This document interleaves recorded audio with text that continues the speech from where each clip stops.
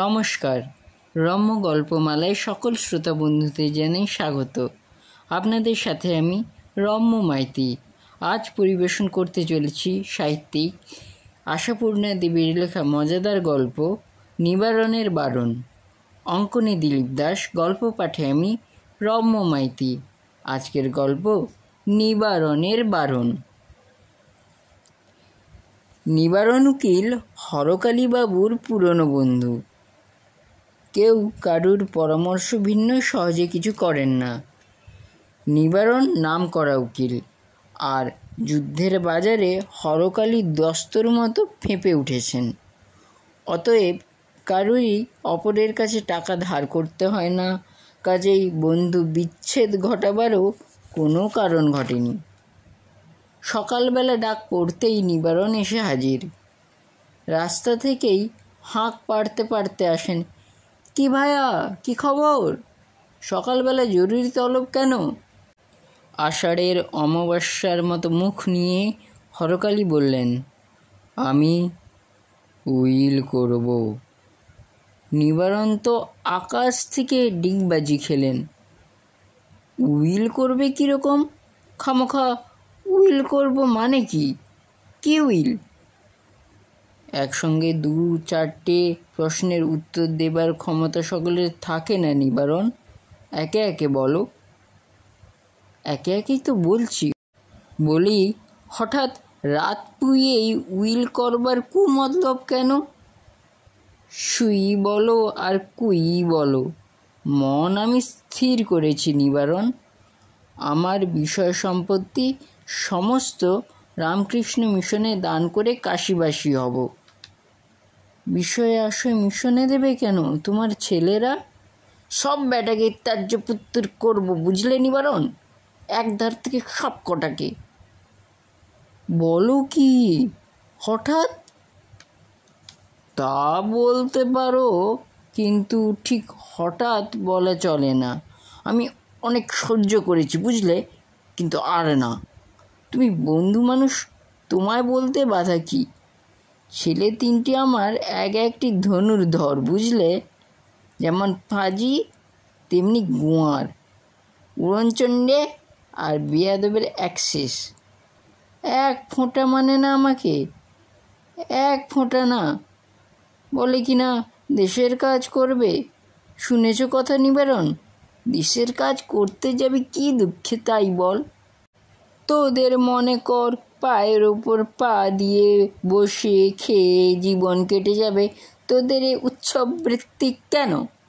চোরা না শুনে ধর্মের কাহিনী সেই ছোট লোকের মতন হই হই করে বেড়াচ্ছে। আবার বলে কি না আমি সেকেলে, আমি বুড়ো। নিজের বাপকে বলে কি না সেকেলে বুড়ো। নিবারণ হাসি চেপে বললেন, হ্যাঁ, কি ভীষণ বেয়াদবি! নিজের বাপকে বলে বুড়ো?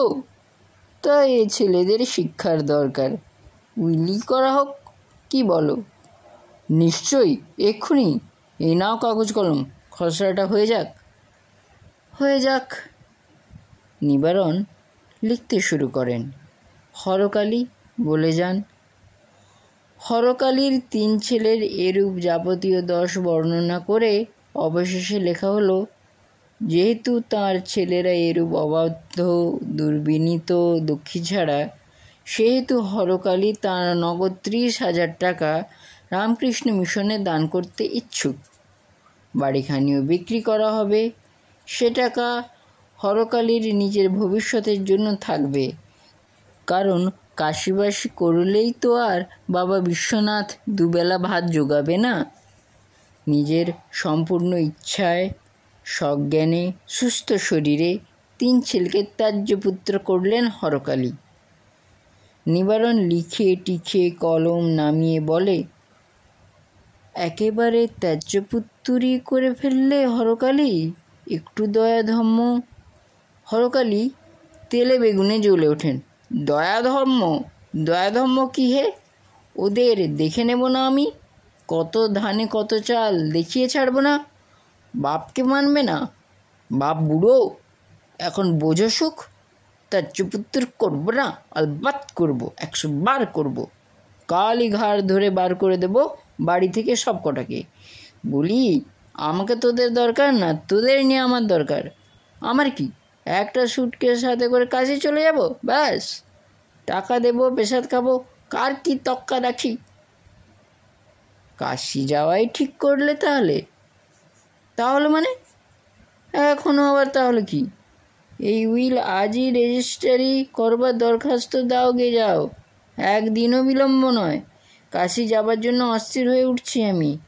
বাড়িতে আমার এক দণ্ড সুখ নেই, বুঝলে? ঝাড়া হাত পায়ে কাশিবাসি হব, এর চেয়ে সুখ আর কি আছে? একটি সুটকেস, একখানি রেলওয়ে টিকিট, আর আমি, ব্যাস। তা যা বলেছ হরকালী, তাহলে মন তুমি স্থির করে ফেলেছ? কি বারে বারে সন্দেহ করছো? হ্যাঁ হ্যাঁ হ্যাঁ, হলো? না না, তাই বলছি, রাগ করো না। আচ্ছা, দেখি এটার ব্যবস্থা। নিবারণ উঠে দাঁড়ালো। উইলের খসড়াটা গুটিয়ে পকেটে পুরে একটা হাই তুলে ইতস্তত করে এদিক ওদিক তাকিয়ে বলে ওঠেন, তোমার এই গড়গড়াটা একেবারে রূপোর না হরকালী? তাতে আর সন্দেহ আছে? হরকালী গর্বিতভাবে বললেন, খাঁটি রূপো দিয়ে গড়ানো, 250 ওজন জিনিসটার। আজকাল বাজারে এর দাম, হ্যাঁ দাম অনেক, কিন্তু এটা তো তুমি আমায় প্রেজেন্ট করতে পারো। প্রেজেন্ট? হতবুদ্ধি হরকালী অবাক সুরে বলেন, প্রেজেন্ট মানে? হঠাৎ কি হলো তোমার? বিয়ে না জন্মতিথি? সেসব কিছু নয়, মানে এটা তো আর তোমার কাজে লাগবে না। কেন হঠাৎ কি আমি ধূমপান ছেড়ে সাধু বনে গেলাম নাকি? তা নয়, মানে একটা সুটকেসে কত আর ধরবে তোমার? জামা কাপড়ও তো নিতে হবে 4টি। তাছাড়া আমারও ওটার ওপর অনেক দিনের লোভ। কি বললে? অনেক দিন লোভ? হরকালী গম্ভীরভাবে নিবারণের দিকে তাকান। আমার এই শখের জিনিসটির ওপর তোমার অনেক দিনের লোভ? কেমন? বেশ, তাহলে নিও কথাটির মধ্যে যে সুরটি, সেটি মোটেই বন্ধুবাৎসল্যের সুর নয়। তবু নিবারণ সুযোগ ছাড়ে না। গড়গড়ার উপর থেকে কলকেটে নামিয়ে গড়গড়াটা হাতে করেন। কি, ওটা তুমি এক্ষুনি নিয়ে যাচ্ছ? হ্যাঁ, নিলামি যখন, মানে দিলেই যখন। আচ্ছা হরকালী, বাড়ি তো বেচবে, তোমার এইসব ফার্নিচার মেলাই তো করে ফেলেছ। গড়গড়ার ব্যাপারে বেশ একটু তেতেছিলেন হরকালী। বিরক্তভাবে বলেন, ওসব নিয়ে মাথা ঘামাবার দরকার নেই, জাহান্নামে যাক, বুঝলে ওসব? তাই তো বুঝছি, মানে তোমার ওই উড়নচণ্ডে লক্ষ্মী ছাড়া ছেলেগুলোর হাতে পড়লে জাহান্নামে ছাড়া আর কোথায় যাবে? হরকালী ক্রুদ্ধ কণ্ঠে বললেন, আমার ছেলেদের সমালোচনা করতে তো তোমায় ডাকিনি নিবারণ। আরে ভাই, বন্ধু মানুষ তুমি, তাই এত ভাবনা। আমি বলি কি, কাশি যাবার আগে বেচে দাও না ওগুলো। অবশ্যই পারো, দাম কি আর পাবে? সিকি আধা যা পাও, ধরো না কেন, আমি তো নিতে পারি। সত্যি কথা বলতে কি হরকালী, রোজগার করি বটে, তোমার মতন এমন সাজানো গোছানো ফিটফাট বাড়ি আমার নয়। বরং জিনিসগুলো পেলে তোমার বাড়িটা সাজানো হয় কেমন? হরকালীর কণ্ঠে বিদ্রূপের আভাস। নিবারণ একগাল হেসে বলেন, সে যা বলেছ, বিশেষ তো তোমার ওই বুক কেসগুলো পেলে কি সুবিধেই হয়। বরাবরই এগুলোর উপর ঝোঁক আছে আমার। তা তোমার এখন আর কাজে লাগছে না, আবার বৌমারা বলেন ও বাড়ির জ্যাঠামশাইয়ের বাড়ি কেমন সুন্দর, আর বসানো আলমারির গাদা আমাদের নেই।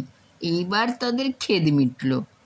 তাহলে মোটামুটি দর একটা দিয়ে ফেলো হরকালী, মানে নেহার দেওয়া বলেই 200-400 টাকা দেওয়া, নইলে আমার কাছে আবার দরদাম। হ্যাঁ। হরকালী জ্বলন্ত দৃষ্টিতে নিবারণের দিকে মিনিট খানেক তাকিয়ে থেকে বলেন, বৌমাদের আর ক্ষেত থাকে না কেমন? আর বুককেশগুলো হলো তোমার। আর তোমার ছেলেদের সে তুমি ইচ্ছে করে যদি কিছু দাও মাথায় করে নেব।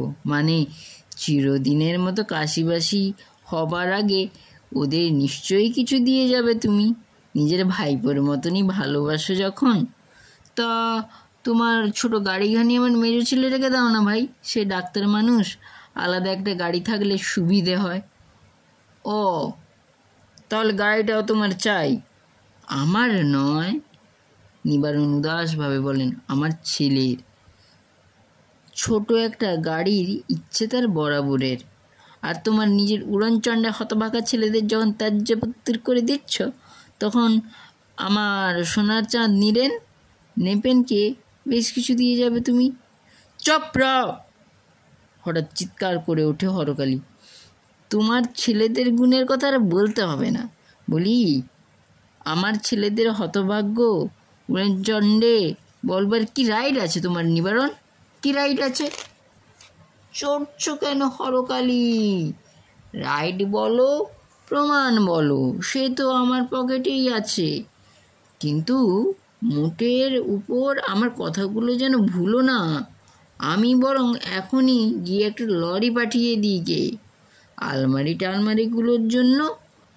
আর নেপেনকেও বলি গে, গাড়ির ভাবনা তোর ঘুচলো। আর হরকালী, কি বলে যে তোমায় ধন্যবাদ জানাবো, আজকের বাজারে এত সব জিনিস জোগাড় করা। তাহলে আমার কাশি পাস তোমার খুব সুবিধে হচ্ছে। হরকালীর স্বর বিভীষণ। নিশ্চয়ই তার বলতে। অবশ্যই ছেলেগুলোকে ত্যায্যপুত্র না করলে এত সব কিছুই হতো না। সেটাও তাহলে তোমার পক্ষে রীতিমতো লাভ। হরকালীর স্বর বিভীষণ। সংসারের দিক দিয়ে দেখতে গেলে লাভ। কেমন? তোমার সুবিধে, তোমার ছেলেদের সুবিধে, তোমার বৌমাদের সুবিধে। বলি, হ্যাঁ হে নিবারণ, তোমার গোষ্ঠীর সুবিধে করবার জন্য আমি কাশিবাসি করতে যাব ভেবেছ? তা ভালো, কারো সর্বনাশ কারো পৌষ মাস, এ তো জগতের রীতি। নিকুচি করছি তোমার রীতির। উইল ফেরত দাও আমায় শিগগিরই। সে কি হে, এত কষ্ট করে লেখালে? আমার খুশি আমি লিখিয়েছি, আমার খুশি ছিনব, দিয়ে দাও। নিবারণ করুণ মুখে বলেন, তাহলে এই উইল বাতিল? ছেলেদের ত্যায্যপুত্র করব না, হলো? আর ওরা তোমাকে অপমান করবে, বুড়ো বলবে? আলবাত বলবে। তোমাকে তো বলতে যায়নি।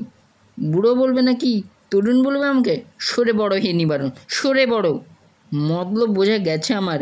হরকালী মিত্তির ঘাসে বিচি খায় না। পকেট থেকে উইলখানা বার করে নিবারণ দুঃখিতভাবে বললেন, মতটা বদলালে তাহলে? হ্যাঁ, হলো। তাহলে যাই, আর কি করব? সকালবেলা ঝুটমুট খানিক সময় নষ্ট। আশাভঙ্গের হতাশা মুখ নিয়ে নিবারণ গড়গড়াটি নিয়ে উঠে দাঁড়ান।